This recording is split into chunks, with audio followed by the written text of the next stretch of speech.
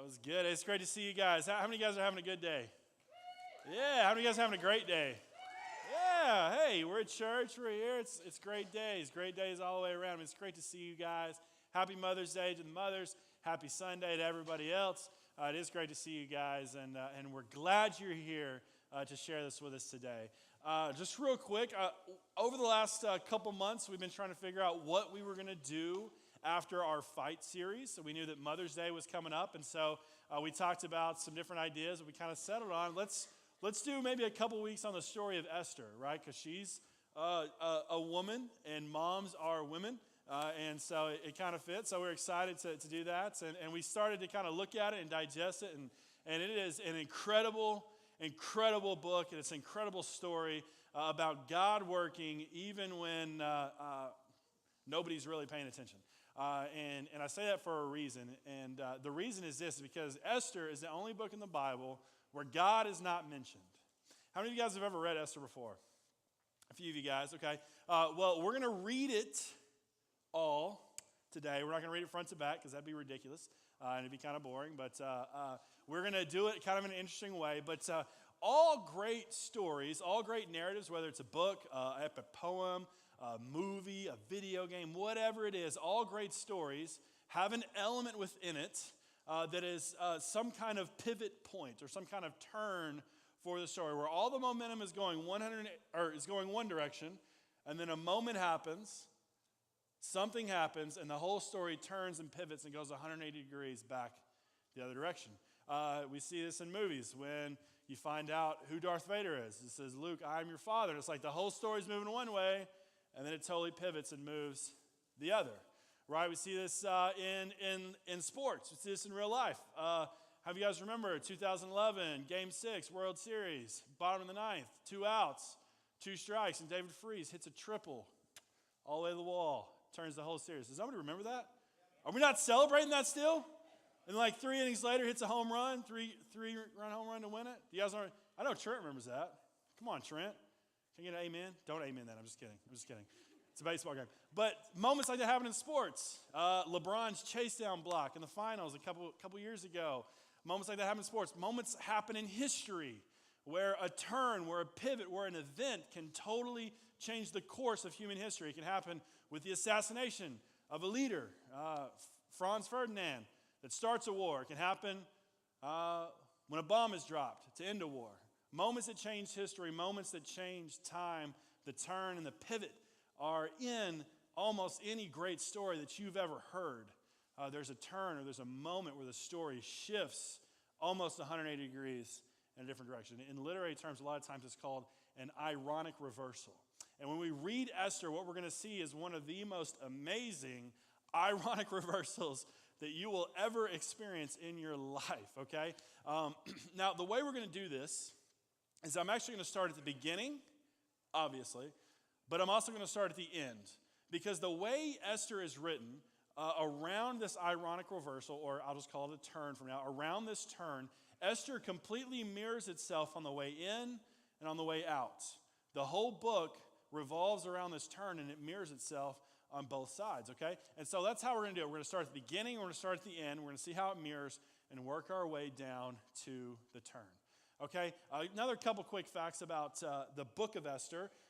It was written around, or it wasn't written, but it tells a story of a time around 483 BC to about 473 BC. And it's in the capital of Persia, which was Susa, which is in modern-day Iran, in case you want to know, if you're a geography nerd. It takes place kind of in the middle of the book of Ezra. So what's really cool about Ezra, Nehemiah, Esther, this series of books is they take place about the same time. Now, the king, who for the most part, I will just say the king because he's got some names that can be hard to pronounce. But King Ahasuerus or King Xerxes was another one of his names, was the king of Persia. And he was actually, by all accounts, a decent man. He was more interested in spreading culture.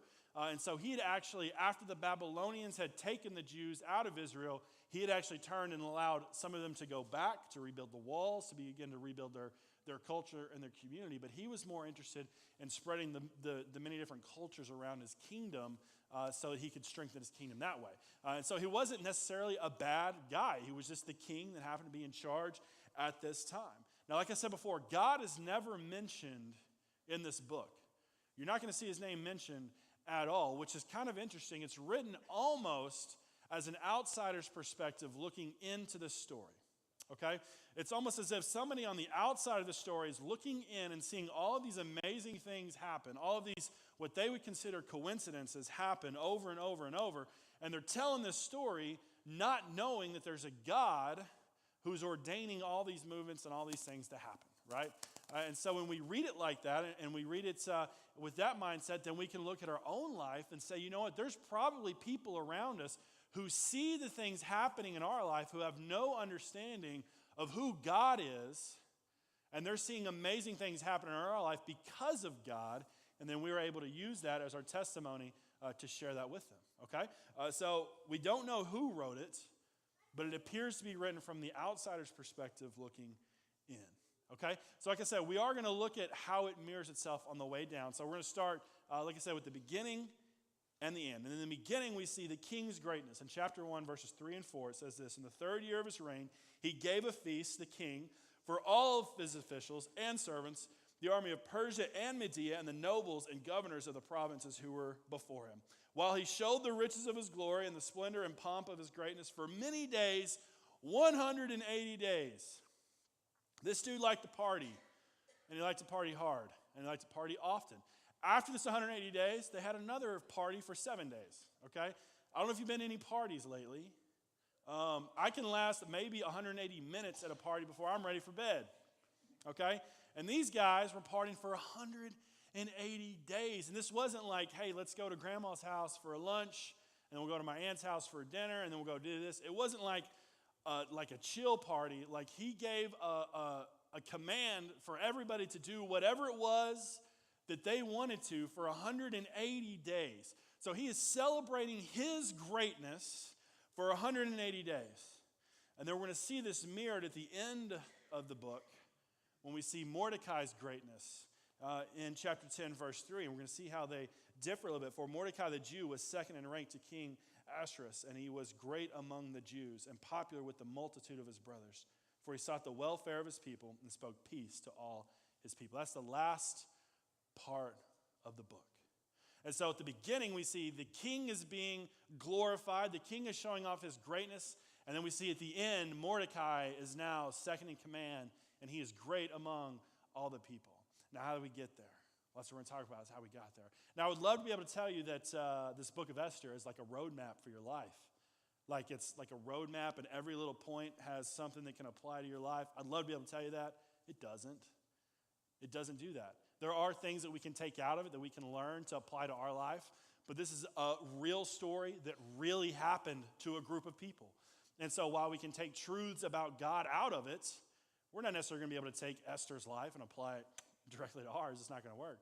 But I think the first thing we can gather out of this is when we look at who is exalted at the beginning of the book and then who is exalted at the end in this story, Esther and Mordecai are the saviors. They are representative of the saviors. They are representative of the people of God. And I think for believers, our problems begin when we exalt the wrong thing in our life. When we exalt the wrong thing in our life. See, at the beginning of the book, the king is exalted. Now, I told you the king's not a bad guy. Because here's the deal. Our problems don't begin when we exalt the bad things in our life. If we're believers, it's easy to look and say, you know what? I probably shouldn't be doing these drugs. I probably shouldn't be messing around with this woman or this guy that's not my husband or wife. It's a lot easier for us to say, you know what? Those are bad things. I should not put those at the top of my life. But our problems start when we put the wrong thing at the top of our life. We exalt the wrong thing. And the wrong thing isn't necessarily a bad thing. When we begin to exalt our career over God, we begin to exalt our relationship with our husband or our wife over God. When we exalt raising our children over God, we put the wrong thing at the head of our life. And that's when our troubles begin. I mean, think about how many times have you seen a guy who is so driven in his career that he pours everything into it, and he's incredibly successful in that one area of his life, but he's taken his career and placed it above God in his life. And then what begins to happen to all the other things in his life? His relationships with the kids suffer. His relationship with his husband or with his wife suffers. All the other relationships that he has suffer. All the other things in his life begin to suffer. His health begins to suffer because he's so singularly focused on that one thing. He's placed it above his relationship with God. Or how about when we're raising our kids? It's great to want our kids to be able to do stuff, to want our kids to be able to go places, to want our kids to be able to play sports. But if we're so focused on making sure our kids are doing exactly what they want to do to the neglect of their relationship with God and our relationship with God, then we put the wrong thing at the head of our life. And what happens? We start to run out of money. Our relationship with our spouse suffers because we're too busy. Our relationship with God suffers because we're too busy. Our kids walk away from church because they don't have a foundation that says, I need to be here no matter what. We put the wrong thing at the head of our life. When we exalt the wrong thing, our problems begin. But here's the good news. Our problems begin to end the moment we put the right thing at the head of our life. When we begin to exalt God in our life over everything else, then he's able to start working on all those issues that were popping up. He'll start to work on your relationship with your husband or wife. He'll start to work on your relationship with your kids. He'll start to work in your career. He'll start to work in your health. You see, if we focus on God, then he can take care of the rest of it. But if we're so focused on our career or our kids or our spouse or whatever it is that we neglect God, then everything else suffers. We can only do one thing. We can only focus on one thing. So we should focus on the one thing that's going to focus on everything else. And that's God. And so we don't want to exalt the wrong thing in our life. And that's what's happened in the story of Esther here. The wrong thing has been exalted. In Matthew chapter 6, verse 21, it says, for where your treasure is, there your heart will be also. Wherever we put our treasure, whether it's our money, whether it's our career, whether it's our relationship with our husband or our wife, whether it's our relationship with our kids, whether it's our health, whatever it is, we put anything before God, everything else is going to begin to suffer. Now, during this time in the book here in the chapters 1 and 2, Esther becomes the queen. There's a whole process that goes about that. And next week, actually, we're going to look at Esther's part in this story. We're going to go through who Esther was, what she did, why she found favor with the king, why she became the queen, and all that stuff. So we're going to look really, really deep into Esther's part of this story next week. But I want us to get a good overview of how the whole story flows. So Esther becomes queen. But at the same time, also Mordecai, who is her uncle, discovers a plot to kill the king. He's standing outside the gate one day, and he hears these two dudes that are talking about how they want to kill the king. And so he goes to the queen, says, hey, Esther, you need to let him know. And because of that, the king is saved, and this plot is discovered, right? So Mordecai saves the king, and then that's all we hear about that. At this point, it's like, that's it. Like, he saves the king, and then nothing, right? Like, good job, Mordecai, pat on the back. And so as we move on here, we're going to see the second thing in this story that's mirrored. The second part. So the first part is the greatness of the king and the greatness of Mordecai are mirrored. Now we're going to see that there are two people that are being elevated. One at the beginning of the book, one at the end of the book. The first one that's elevated is Haman. Haman gets elevated in chapter 3, verses 1 and 2. After these things, and it's weird because after these things is Mordecai saving the king. Okay, Mordecai saves the king. After these things, King Ahasuerus promoted Haman, the Agagite, the son of Hammedatha, and advanced him and set his throne above all the officials who were with him. And all the king's servants who were at the king's gate bowed down and paid homage to Haman, for the king had so commanded concerning him.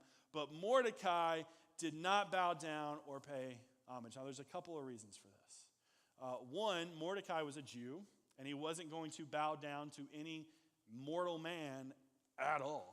He only bowed down to God. The second reason, I think, and probably more important at the time for Mordecai, is Haman was an Agagite, which is actually a descendant of the ancient Canaanites. And if you know anything about the Israelites and the Canaanites, they didn't like each other very much. They were always at war. They were always battling. In fact, there's whole portions of the Bible that are dedicated to the Israelites and the Canaanites having a fight like the whole time. Like they're always battling. And so Haman was a Canaanite. And so Mordecai definitely was not going to bow down to this guy because he hated him. They hated each other. But Haman becomes elevated.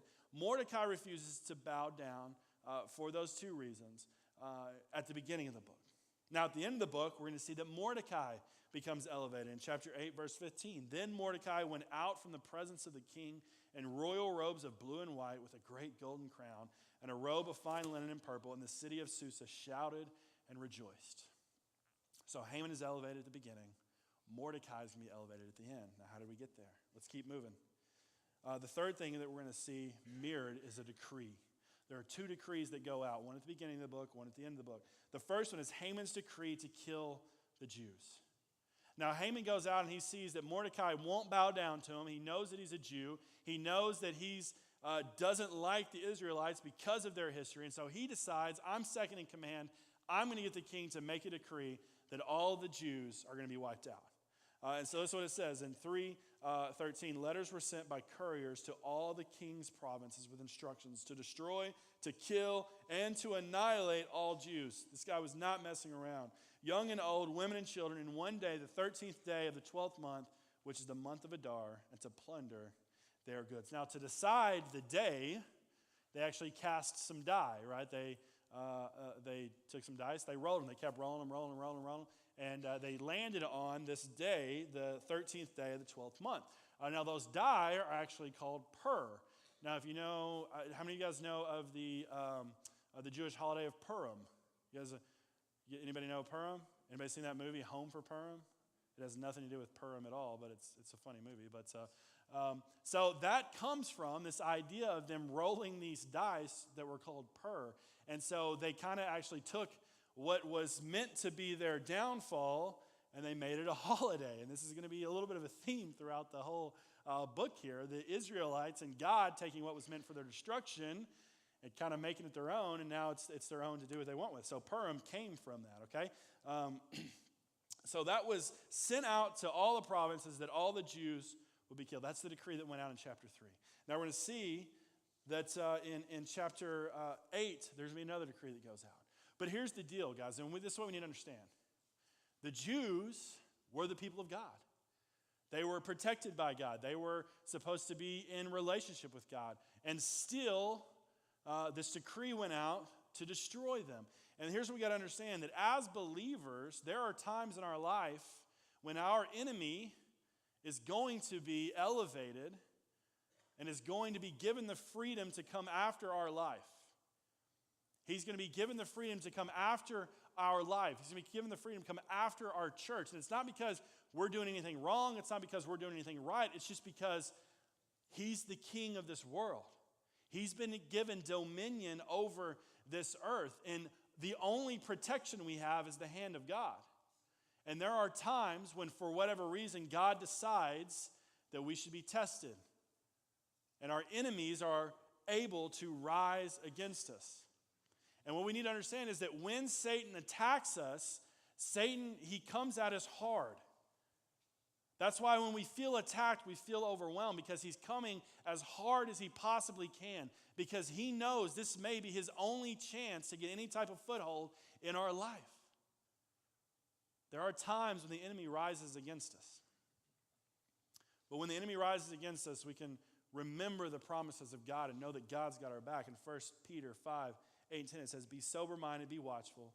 Your adversary, the devil, prowls around like a roaring lion, seeking someone to devour. Resist him, firm in your faith, knowing that the same kinds of suffering are being experienced by your brotherhood throughout the world. And after you have suffered a little while, the God of all grace, who has called you to his eternal glory in Christ, will himself restore, confirm, strengthen, and establish you. When the enemy rises against you, when the enemy rose against Mordecai and Esther and the Jews, when the enemy rises against you, we stand firm to our faith. We stand firm to our God. We resist him, and then he'll flee. And then God will come in, the God of all grace, who has called you to his eternal glory, will himself restore, confirm, strengthen, and establish you. We resist our enemy, no matter how strong the attack becomes. We resist our enemy, and then God comes in and saves us. God comes in and restores us. God comes in and comforts us.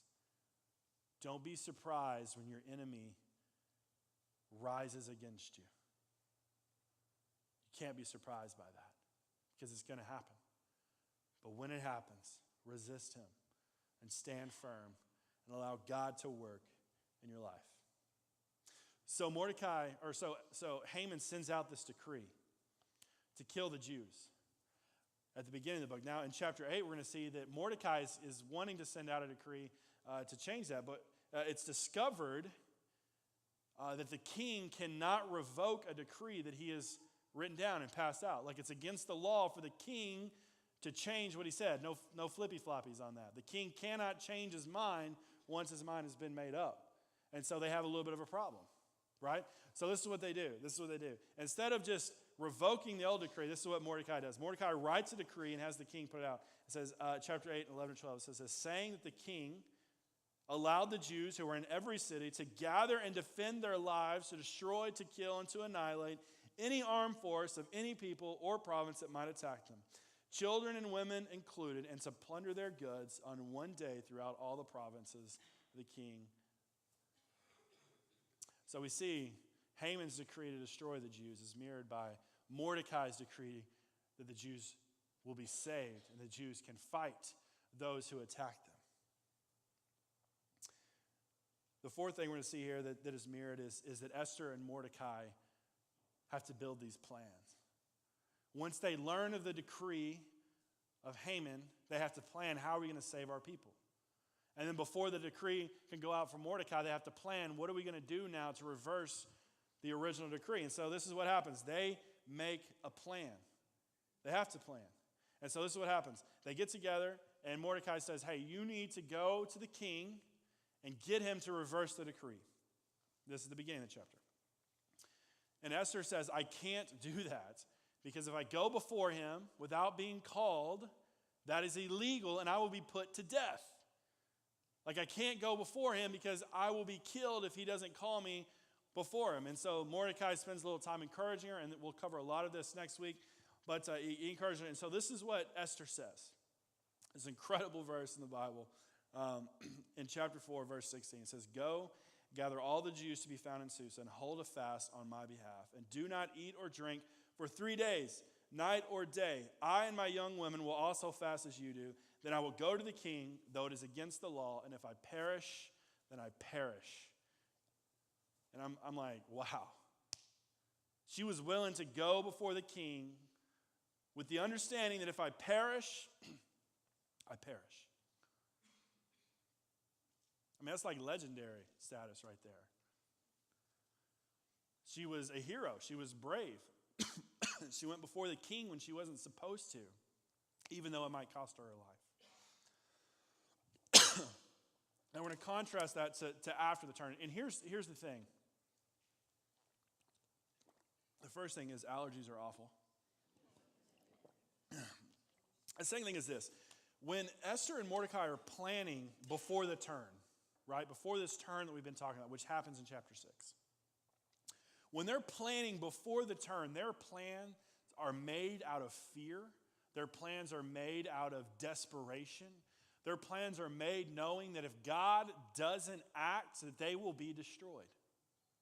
And so they're planning out of fear and out of desperation. That's why they're willing to risk anything, even Esther's life, to go before the king to try to solve this. Now, what we're going to see is after the turn, when we see this second planning period of Esther and Mordecai, this is what it says in chapter 8, verse 3. Then Esther spoke again to the king. She fell at his feet and wept and pleaded with him to avert the evil plan of Haman, the Agagite, and the plot that he had devised against the Jews. Now, here's the deal. Before the turn, they're planning out of fear and desperation. But after the turn, they're planning out of the hope and the knowledge that God is already at work in that situation. Now, we as believers have to get to where we're not planning our lives out of fear. We're not planning our lives out of devastation. We're not planning our lives out of struggle, but we are planning our lives out of hope and the knowledge that God is at work in our lives. I had a conversation with my wife just the last couple weeks. My wife was very sick for a long time. And because of that, she kind of put everything on the back burner. And we planned our life based on fear and desperation. Everything that we did was about surviving and not living and not thriving. And so we planned our life out of fear. Well, then God showed up. We had the turn in our life. And now we can plan our life out of the knowledge that God is active in our life. And God is taking care of us. She talked to my mom and she said, listen, like I want to do this photography thing. I didn't think I had a future. I didn't think there was anything I was going to be able to do because I thought this illness was going to kill me. My mom just said, I told you so. My mom was planning, not out of fear, but out of the knowledge that God was going to work in our lives, and he did. We have to be able to plan out of hope and plan out of power and plan in the knowledge that God is alive and God is active every single day of our life. We can't plan out of fear any longer. We're not about fear any longer when we've given our life over to God. So this is what happens, and this is where the story kind of picks up, and it gets pretty wild pretty quickly. The last thing that we're going to see mirrored here is Esther throws two banquets. She throws one in chapter 5, and then she throws one in chapter 7, okay? Now, in chapter 5, this is what happens. She goes to the king after her 3 days of fasting, and she goes to the king where she may be killed, and she wins favor with the king because she's Esther. She's a baller like that. And so she goes to the king. She says, hey, king, I want you to come to a banquet, to a feast. You see, Esther knows that the king likes to party. So she invites him to a party, right? She's like, I got a party for you. It's going to be a good time. It's going to be a banquet. I want you and I want Haman to come, right? She invites Haman for a couple of reasons, but it's kind of funny, and it's fun as we move into it here. So she invites the two of them to a banquet, right? And like I said, she knows that the king likes to party. So this is what it says in chapter 5, verse 7 and 8. The king asked her, what is it you want from me? You threw this party for a reason. Now I'm willing to give you anything you want, even up to half of my kingdom. This is what she says in 7 and 8. Then Esther answered, my wish and my request is, if I have found favor in the sight of the king, and if it please the king to grant my wish and fulfill my request, let the king and Haman come to a feast that I will prepare for them, and tomorrow I will do as the king has said. So this is actually a pre-party to get ready for the actual party where she's actually going to say what she wants to do, right? Because again, she knows the king likes to party. And so she said, we have this party. I'm going to use this party to invite you to come to my other party tomorrow night, and I want you to bring Haman to that one as well, right? So what happens at this other party? We're going to talk about, well, before we get there, what happens to Haman in this moment is Haman is excited because, one, he was invited to the first party, and then he receives his invite to the second party. And so he leaves this first party, and he is overjoyed.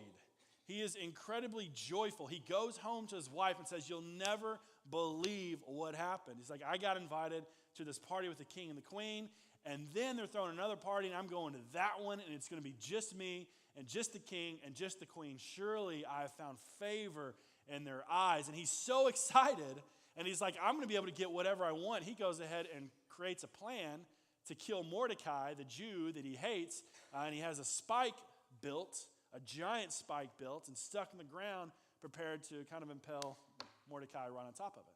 And so that's his plan. He goes out from this first party, man, this is going to be awesome. I'm going to get everything I want. I'm going to get everything I need. I'm taken care of for the rest of my life. This is what we're going to do. He goes to his wife. He tears all that. He talks about all that and does that. Now, before we get to the turn, before we get to chapter 6, I want to show you what happened in the second party. Because what happened in the second party makes what happened in the first party just look, ridiculous, right? And so what happens is they come to the party, and the king asks, okay, what is it that you want? What is it that you want from me? And Esther goes on, and she says this. She says, if I found favor in your sight, O king, you're awesome, it found favor. And then she says, for we have been sold. See, up to this point, the king didn't know that Esther was a Jew. And it's in this moment she reveals to him, we have been sold, me and my people have been sold to be destroyed, to be killed, and to be annihilated. If we'd been sold merely as slaves, men and women, I would have been silent, for our affliction is not to be compared to the loss of the king. And so this is what the king says. This is his response. Chapter 7, verses 5 and 6. Then King Ahasuerus said to Queen Esther, who is he and where is he who has dared to do this? Now remember, Esther threw the first party, invited Haman. Esther threw the second party and invited Haman. And then this is the answer. And Esther said, a foe and an enemy, this wicked Haman. Then Haman was terrified before the king and the queen. So Esther invites him to his own death party, essentially. And what is probably the ultimate troll move of all time. She invites him to his own party to hear his own sentence about what's going to happen to him. And so then, after this, the king is enraged, and he puts Haman to death. And where do you think he puts Haman to death at? On the spike that Haman had prepared for Mordecai. You see, what's amazing about this, the two banquets that frame this turn in chapter 6 that we haven't even gotten to yet, which is even crazier than what we've been talking about. What happens here is Haman goes into the first banquet as the beloved of the king, and Mordecai goes into it as marked for death. And then we see at the second banquet now, Mordecai is the beloved of the king, and Haman is now marked for death. Now, how did that happen? How did we get there in just one chapter? We're going to look at it. We're going to look at it. After the first party, the king goes and he says, I need to get some rest because tomorrow's going to be even wilder. I need to get some rest. And he tries and he goes and he tries to lay down and sleep, and he can't sleep. Now, if you believe in coincidences, you're wrong, because there's no such thing. Because God is always at work in our life. Now, the king goes to lay down and he can't fall asleep. He just can't fall asleep. And so he says, hey, you servant boy, come here, bring me the Royal Chronicles, which were the books about all of the amazing things the king had done, all the amazing things that the king's people had done. He said, I want you to just read some of this to me. It's good reading material. It'll put me to sleep, and it'll make me feel good about myself because it's all of my triumphs. It's all of my glory, all of that. So he says, read this to me. These are humongous books because the king has done a lot to this point in his life. Humongous books. And what story do they land on? They land on a story about a Jew who worked at the gates named Mordecai, who overheard a plot to kill the king and took it to the queen, and they saved the king. And he remembers Mordecai the Jew. And he says, what did we do for Mordecai? What did we do for Mordecai whenever he saved me? And the servant says, well, nothing that I know of. Nothing that I know of. And so this is what happens. He says, who is in the court right now? Who's in the court? And I need some help. I need to figure out what we're going to do for Mordecai. Who's in the court? And lo and behold, Haman is the only one that's in the court, right? So he calls Haman in. He says, hey, Haman, this is what the king says. And what should be done to the man whom the king delights to honor? Haman has no idea what he's been reading. And Haman said to himself, whom would the king delight to honor more than me? He says that to himself. So Haman thinks he's being called in because the king is so pleased with him and delighted with him that he's going to be honored. And so this is what Haman says, thinking that he's talking about himself. Haman said to the king, for the man whom the king delights to honor, let royal robes be brought, which the king has worn, and the horse the king has ridden, and on whose head a royal crown is set. And let the robes and the horse be handed over to one of the king's most noble officials. Let them dress the man whom the king delights to honor, and let them lead him on the horse through the square of the city, proclaiming before him, thus shall it be done to the man whom the king delights to honor. That's me. My name is Haman. And the king replies in chapter 6, verse 10, hurry, take the robes and the horse, as you have said, and do so to Mordecai the Jew. Could you imagine Haman's face in that moment? I mean, could you imagine Haman's face? You almost feel bad for the guy until you realize he's a horrible person. But could you imagine Haman's face where he just goes from total elation and then the color just drains and he just turns gray, sick to his stomach probably. And so Haman has to go out and do all that the king commanded. He has to go and get Mordecai, place the robes on him, place the crown on him, put him on the horse, and parade him around the city and have people bow down to Mordecai as the king's delighted. All because the king couldn't sleep that night. And so that's the ironic reversal in this story. Before the banquet, Haman was the delighted of the king, the beloved of the king, and Mordecai was marked for death. And then in that night, we find out that not only has Haman basically written the reward that Mordecai is going to get for the work that he did, but Haman has also written his own punishment for his treachery at the same time. Mordecai gets what Haman thought he was going to get, and Haman gets what he thought Mordecai was going to get. And we see God at work in this moment. 10 years of history, 10 years of story, 10 years of the life of Esther and Mordecai and the king and the Jews and the threats that were cast against them and the decision to see them destroyed and to see them annihilated. 10 years all hinging on one night where a king can't sleep. These are not coincidences that happen in our life. They're not. The things that happen in our life are ordained by God. And here's what I want us to realize.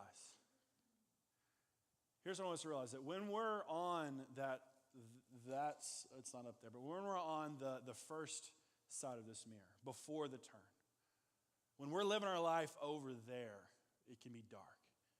It can be treacherous. It can be painful. It can be a desperate place. Because we haven't seen God act in that situation. Like I told you before, people are always looking at us from the outside in. And I think one of the most powerful things we have to share what God is doing in our life is our testimony. And Esther and Mordecai were able to do this without even saying the name of God, but by letting their life speak for them. You see, when somebody comes to you and says, you know what, I knew you when you got the news about the sickness. I saw you then. I saw you when you got the news about your child and they weren't going to make it another 6 months. I saw you when you got the news from your husband or your wife about the affair. I saw you in that moment, and I saw the despair, and I saw the hurt, and I saw the anger. But something happened in your life, and you turned a corner, and God worked, and now I see you on this side. And what was once despair is now joy. What was once pain is now praise, because God has worked in our life.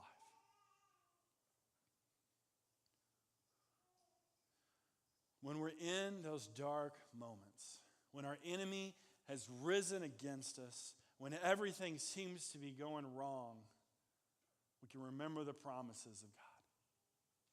Romans 8:31 says this, "What then shall we say to these things? If God is for us, who can be against us?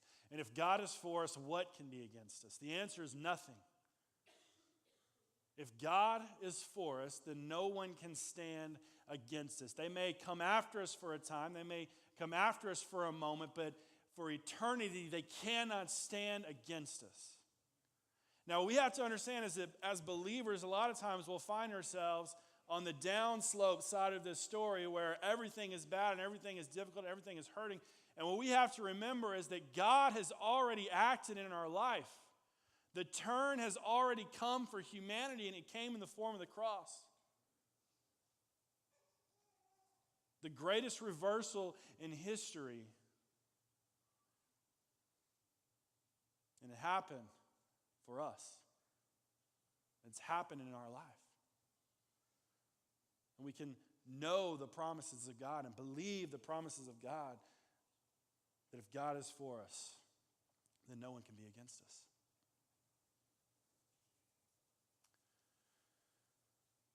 We're going to pray here in just a moment. Before we do that, I just want to read Psalm 23, verse 4.